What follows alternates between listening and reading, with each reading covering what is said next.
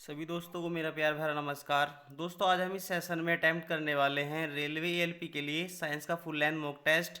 इससे पहले हमने 21 मॉक टेस्ट कंप्लीट कर लिए हैं। अगर आप उनको भी अटैम्प्ट करना चाहते हैं तो प्ले लिस्ट में आपको सभी टेस्ट मिल जाएंगे, जिससे कि आप आने वाले एग्जाम में अपना स्कोर अच्छा बना सके।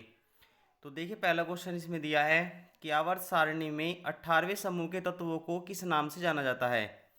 जैसे ऑप्शन ए दिया है क्षारीय धातु, ऑप्शन बी दिया है अधातु, ऑप्शन सी दिया है अक्रिय गैस, ऑप्शन डी दिया है हैलोजन। सही उत्तर हो जाएगा ऑप्शन सी, अक्रिय गैस। 18वें समूह के तत्वों को अक्रिय गैसों के नाम से जाना जाता है। देखिए, इसके बारे में आप और जान लीजिए कि 18वें समूह के तत्वों को अक्रिय गैस जैसे नियोन, ऑर्गन, हीलियम आदि कहा जाता है, क्योंकि ये रासायनिक रूप से निष्क्रिय होते हैं, किसी भी तरीके से किसी दूसरे तत्व के साथ एलिमेंट के साथ कोई रिएक्शन नहीं कर पाते और अन्य तत्वों के साथ रासायनिक अभिक्रिया में भाग नहीं लेते, तो इसलिए इनको अक्रिय गैस कहा जाता है। क्वेश्चन आगे है कि कौन सा धातु जल के साथ प्रतिक्रिया करने पर ज्वलनशील गैस उत्पन्न करता है। ऑप्शन ए दिया है सोडियम, ऑप्शन बी दिया है लोहा, ऑप्शन सी दिया है तांबा, ऑप्शन डी दिया है जिंक। तो सही उत्तर हो जाएगा ऑप्शन ए सोडियम। सोडियम एक ऐसा धातु है जो जल के साथ प्रतिक्रिया करने पर जलने लगता है, इसलिए इसको कैरोसिन अर्थात मिट्टी के तेल में संभाल कर रखते हैं। देखिए, इसमें सोडियम जल के साथ प्रतिक्रिया करता है और हाइड्रोजन गैस उत्पन्न करता है जो ज्वलनशील होती है। यह प्रतिक्रिया अत्यधिक तेज और ऊष्मा उत्पन्न करने वाली होती है, इसलिए इसको प्रतिक्रिया ना कर पाए, इसी वजह से इसको कैरोसिन अर्थात मिट्टी के तेल में रखते हैं। क्वेश्चन आगे है कि रक्त में ऑक्सीजन का परिवहन किसके द्वारा होता है। ऑप्शन ए दिया है श्वेत रक्त कणिकाएं, ऑप्शन बी दिया है रक्त प्लाज्मा, ऑप्शन सी दिया है हीमोग्लोबिन, ऑप्शन डी दिया है प्लेटलेट्स।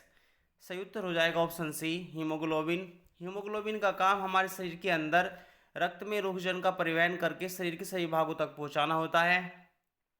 हीमोग्लोबिन लाल रक्त कणिकाओं में पाया जाने वाला एक ऐसा प्रोटीन है जो फेफड़ों से ऑक्सीजन लेकर शरीर के अन्य भागों तक पहुंचाने का काम करता है। क्वेश्चन आगे दिया है कि कार्बन का कौन सा अपरूप विद्युत का सुचालक होता है। जैसे ऑप्शन ए दिया है हीरा, ऑप्शन बी दिया है ग्रेफाइट, ऑप्शन सी दिया है फ्लोरीन, ऑप्शन डी दिया है कोयला। सही उत्तर हो जाएगा option B graphite. Graphite carbon का एक ऐसा रूप होता है जो विद्युत का सुचालक होता है। जैसे हीरा, हीरा भी कार्बन का एक रूप होता है, लेकिन ये विद्युत का कुचालक होता है। जैसे फ्लोरीन, कोयला, ये ऐसे कार्बन के ऐसे अपरूप होते हैं जो विद्युत के कुचालक होते हैं, लेकिन बात की गई है कि कार्बन का एक ऐसा अपरूप जो विद्युत का सुचालक होता है। तो ग्रेफाइट एक ऐसा अपरूप होता है जो विद्युत का अच्छा सुचालक माना जाता है, जिसे आयरन अर्थात प्रेस वगैरह में इसका अच्छी तरीके से इस्तेमाल किया जाता है। ग्रेफाइट कार्बन का एक अपरूप है जो विद्युत का सुचालक होता है। इसकी कार्बन परमाणु की संरचना इलेक्ट्रॉनों को स्वतंत्र रूप से चलने की अनुमति देती है, जिससे कि यह विद्युत को सुगमता से प्रवाहित करता है। आप देखते हैं लेड अर्थात पेंसिल वगैरह में भी इस्तेमाल होता है ग्रेफाइट। क्वेश्चन आगे दिया है कि मानव शरीर में कौन सा हार्मोन शर्करा को नियंत्रित करता है। ऑप्शन ए दिया है इंसुलिन, ऑप्शन बी दिया है ग्लूकागोन, ऑप्शन सी दिया है एंड्रेलिन, ऑप्शन डी दिया है थायरोक्सिन।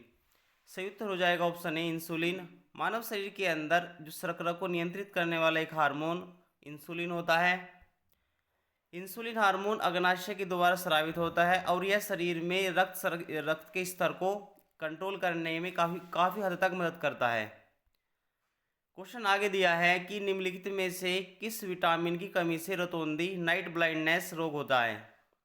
ऑप्शन ए दिया है विटामिन ए, ऑप्शन बी दिया है विटामिन बी, ऑप्शन सी दिया है विटामिन सी, ऑप्शन डी दिया है विटामिन डी। तो इसका सही उत्तर हो जाएगा option A vitamin A.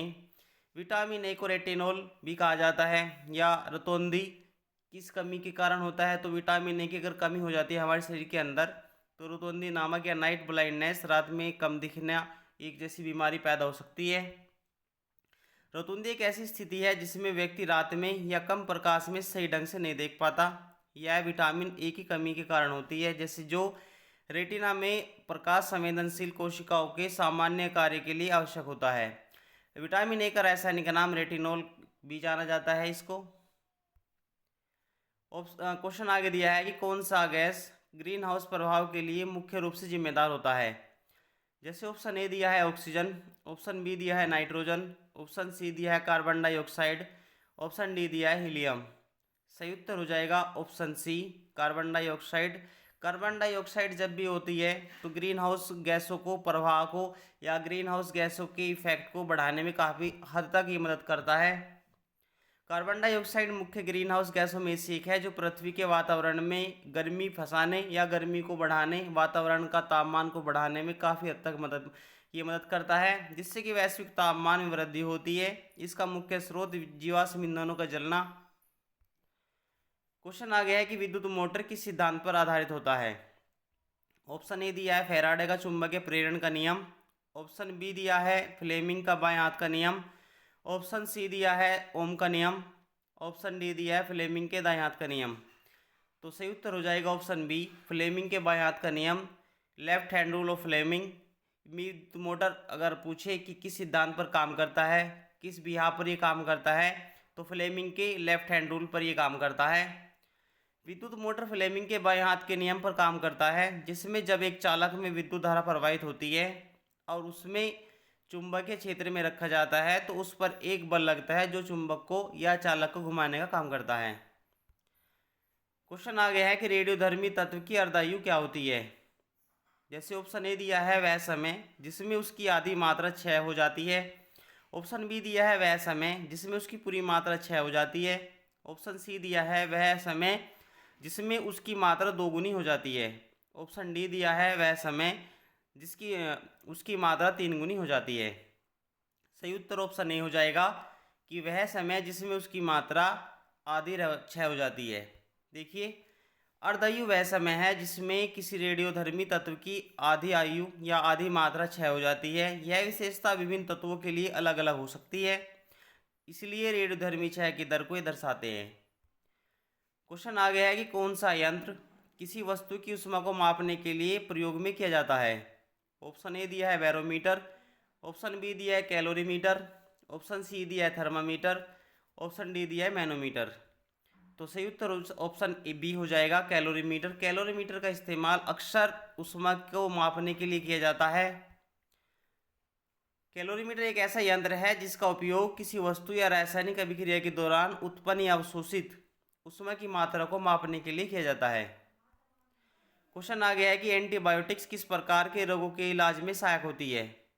Option A दिया है वायरल, ऑप्शन बी दिया है बैक्टीरियल, ऑप्शन सी दिया है फंगल, ऑप्शन डी दिया है सभी प्रकार के। तो एंटीबायोटिक्स एक बैक्टीरियल प्रकार के जो इलाज होते हैं उनको करने में सहायक होती है। एंटीबायोटिक्स केवल बैक्टीरिया द्वारा उत्पन्न जो संक्रमण होते हैं उनके इलाज में प्रभावी होती है, क्योंकि ये रोगाणुओं को मारने या उनके विकास को रोकने में मदद करती है, जबकि वायरल या फंगल संक्रमणों के लिए ये प्रभावी नहीं होती। क्वेश्चन आ गया है कि रासायनिक प्रतिक्रिया में ऊर्जा के संरक्षण का सिद्धांत क्या कहता है। जैसे ऑप्शन ए दिया है ऊर्जा उत्पन्न की जाती है, ऑप्शन बी दिया है ऊर्जा नष्ट की जा सकती है, ऑप्शन सी दिया है ऊर्जा को न तो उत्पन्न किया जा सकता न नष्ट किया जा सकता, केवल एक रूप से दूसरे रूप में बदला जा सकता है, ऑप्शन डी दिया है केवल एक ऊर्जा केवल उत्पन्न की जा सकती है।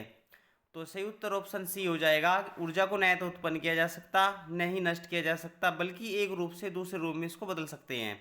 यही ऊर्जा का संरक्षण नियम अर्थात ऊष्मा का संरक्षण का नियम भी यही बताता है। ऊर्जा संरक्षण का सिद्धांत कहता है कि रासायनिक प्रतिक्रिया के दौरान कुल ऊर्जा का मात्रा समान रहती है, ऊर्जा को केवल एक रूप से दूसरे रूप में हम बदल सकते हैं। क्वेश्चन आ गए हैं कि प्लास्टिक को किस श्रेणी में रखा जाता है। तो ऑप्शन ए दिया है जैव अपघटनीय पदार्थ, ऑप्शन बी दिया है अजैव अपघटनीय पदार्थ, ऑप्शन सी दिया है प्राकृतिक पदार्थ, ऑप्शन डी दिया है धातु। तो सही उत्तर हो जाएगा ऑप्शन बी अजैव अपघटनीय पदार्थ, जो कि प्लास्टिक की श्रेणी में रखा जाता है।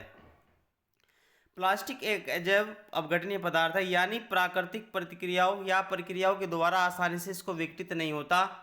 यह पर्यावरण में लंबे समय तक बना रहता है, जिससे प्रदूषण की समस्या अक्सर बनी रहती है। इसी तरह क्वेश्चन आगे देखिए कि विद्युत चुम्बकीय तरंगों की गति निर्वात में कितनी होती है। ऑप्शन ए दिया है 3 × 10⁸ मीटर पर सेकंड, ऑप्शन बी दिया है 2 × 10⁸ मीटर पर सेकंड, ऑप्शन सी दिया है 1.5 × 10⁸ मीटर पर सेकंड, ऑप्शन डी दिया है 2.5 × 10⁸ मीटर पर सेकंड। तो सही उत्तर ऑप्शन ए हो जाएगा 3 × 10⁸ मीटर पर सेकंड। प्रकाश की निर्वात में चाल अगर पूछे तो 3 × 10⁸ ही होती है, क्योंकि प्रकाश विद्युत चुंबक तरंग के रूप में चलता है। इसलिए क्वेश्चन में यही दिया है कि विद्युत चुंबक तरंगों की गति निर्वात में कितनी होती है। विद्युत चुंबकीय तरंगें निर्वात में प्रकाश की गति से चलती है, जिसकी मान 3 × 10⁸ मीटर पर सेकंड होती है। इसका उदाहरण अगर आप देखें तो रेडियो तरंगे, सूक्ष्म तरंगे और प्रकाश। क्वेश्चन आगे देखिए कि निम्नलिखित में से किस गैस का उपयोग रेफ्रिजरेशन में किया जाता है। ऑप्शन ए दिया है ऑक्सीजन, ऑप्शन बी दिया है नाइट्रोजन, ऑप्शन सी दिया है अमोनिया, ऑप्शन डी दिया है कार्बन डाइऑक्साइड। तो सही उत्तर ऑप्शन सी हो जाएगा अमोनिया। अमोनिया एक ऐसी गैस है जिसको रेफ्रिजरेटर में इस्तेमाल किया जाता है। अमोनिया एक सामान्य शीतलन गैस है जो रेफ्रिजरेटर अर्थात एयर कंडीशन में उपयोग की जाती है। इसका उपयोग इसकी उच्च तापीय क्षमता और कम लागत के कारण किया जाता है। क्वेश्चन आ गया है कि कौन सा एक यौगिक एक क्षार है। ऑप्शन ए दिया है NaCl, ऑप्शन बी दिया है HCl, ऑप्शन सी दिया है NaOH, ऑप्शन डी दिया है CH4। सही उत्तर ऑप्शन सी हो जाएगा NaOH, जो कि एक यौगिक अर्थात क्षार यौगिक है। NaOH सोडियम हाइड्रोक्साइड एक क्षार अल्कली है जो कि जल में घुलकर हाइड्रोक्साइड अर्थात OH आयन देता है। क्षार वे पदार्थ होते हैं जो अम्लों के साथ प्रतिक्रिया करके लवण और जल बनाते हैं। क्वेश्चन आगे है कि निम्नलिखित में से कौन सा तत्व ऊष्मा का और विद्युत का कुचालक है। ऑप्शन ए दिया है तांबा, ऑप्शन बी दिया है एल्युमिनियम, ऑप्शन सी दिया है ग्रेफाइट, ऑप्शन डी दिया है सल्फर। सही उत्तर हो जाएगा ऑप्शन डी सल्फर। सल्फर एक ऐसा तत्व है जो ऊष्मा और विद्युत दोनों का कुचालक होता है। सल्फर एक धातु है जो न तो विद्युत का सुचालक और न ही ऊष्मा का सुचालक होता है, क्योंकि इसके पास विद्युत या ऊष्मा को संचालित करने के लिए स्वतंत्र इलेक्ट्रॉन नहीं पाए जाते। क्वेश्चन आगे दिया है कि एक समतल दर्पण द्वारा बनाई गई छवि की क्या विशेषता होती है। ऑप्शन ए दिया है आभासी और सीधी, ऑप्शन बी दिया है वास्तविक और उल्टी, ऑप्शन सी दिया है आभासी और उल्टी, ऑप्शन डी दिया है वास्तविक और सीधी। तो सही उत्तर हो जाएगा ऑप्शन ए आभासी और सीधी। जब आप इस समतल दर्पण को देखते हैं उस पर बनाई गई इमेज आभासी और सीधी होती है।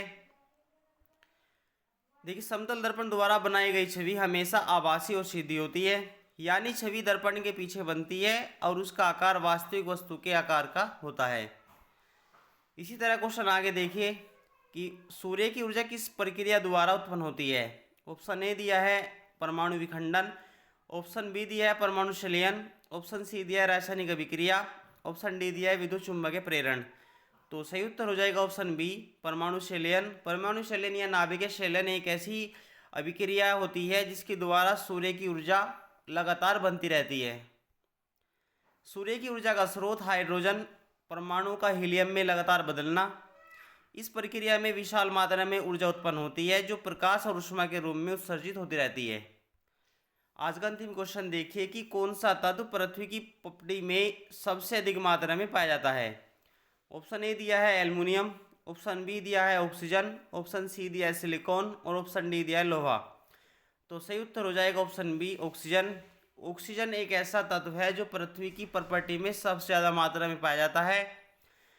पृथ्वी की पपड़ी में सबसे ज़्यादा मात्रा में पाए जाने वाला तत्व ऑक्सीजन होता है, क्योंकि यह मुख्य रूप से सिलिकेट खनिजों के रूप में मौजूद होता है। इसकी लगभग मात्रा अगर आप देखें तो 46 या 40% के आसपास होती है।